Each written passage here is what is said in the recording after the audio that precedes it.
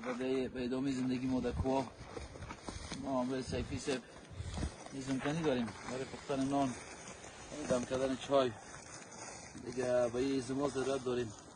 این اوتای خوار هستن دیگه. اینجا باید همراه بیل و همراه دست باید بکنی. چند درجه دستکش هم کار است. سنگر محمد سیفی میکنه و ما همراهش کمک میکنم. اوتای بسیار خوبی است. وقتی خوش باشن مثل پترول میسوزن. کمک زیاده میکنه. همه کس باید سهم بگیره. کسی چای دم میکنه، کسی نان پخته میکنه، کسی ظرف میشه،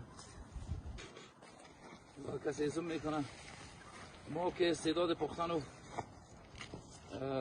دم کردن نداریم، این کارش با خطرش باقی نگرفتیم.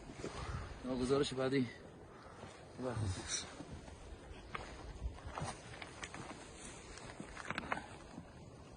انشاءالله برای چاو میشه.